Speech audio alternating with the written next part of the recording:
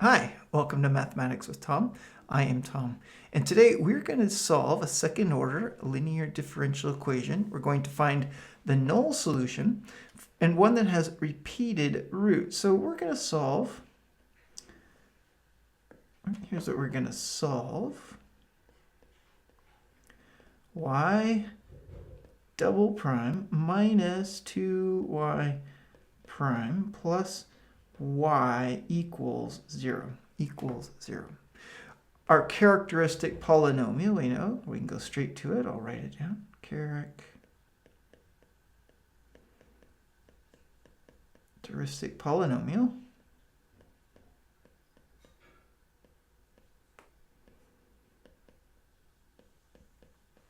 is s squared minus 2 times s plus 1 equals 0.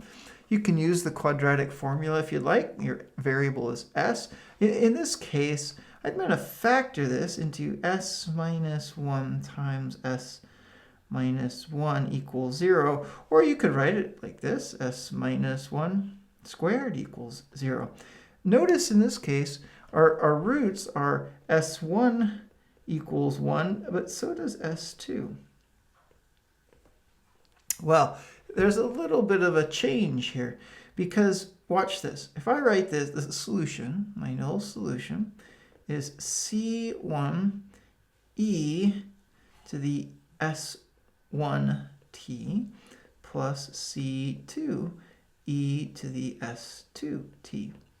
Well, S1 and S2 are the same, so this would just give me C1 e to the t plus, leave a little space in here, C2, oops, leave the space after the C, plus C2, leave a little space, e to the t. Now, right now, those are like terms, and so really I've only written one solution. I need two independent solutions. And the correction is very similar to the case of resonance when it produced, when an input was the same as the null solution. And that is we use t. There you go. So that's our solution to the problem. But what you might think of, or you should be asking is that really a solution? So is y null equal c1 t e to the t really a solution?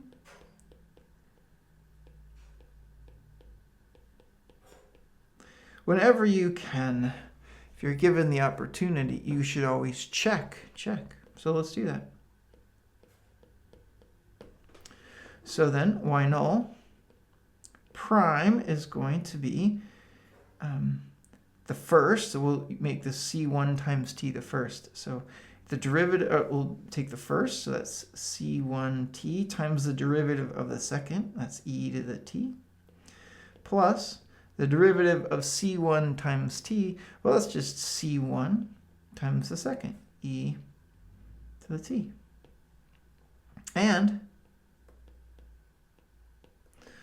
y null double prime, this is going to be, that's a c1.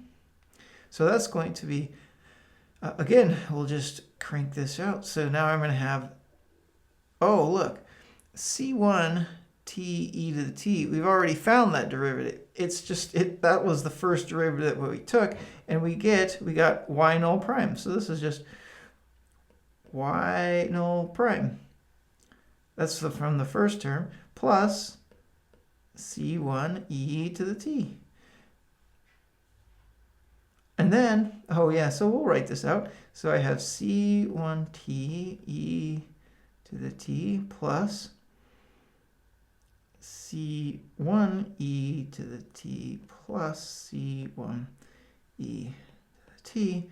So this is going to be c1 t e to the t plus 2 c1s e to the t. All right, let's try. So now I substitute y null prime y null and y null double prime into the original problem. So here we go. So I have c1 t e to the t plus 2c1 e to the t. There's y double prime plus or minus 2 times y prime, which is c1 t e to the t plus c1 e to the t plus y, which was c1 t e to the t. Well, let's see. What do we get? Oh, look at this. I'm going to grab my highlighter. Here, let's grab a little highlighter here. And yeah, that should work. Look at this. Here's a c1 t e to the t. There's another c1 e to the t. And then right here, I'm going to pick up minus 2 of them. So those terms are going to be 0. And then if we change our highlighter color is blue, here I say I have 2c1 e to the t right there. Oh, and then I have a minus 2c1 e to the t. When I distribute the minus 2, I put all those pieces back together, and the result is 0, as expected.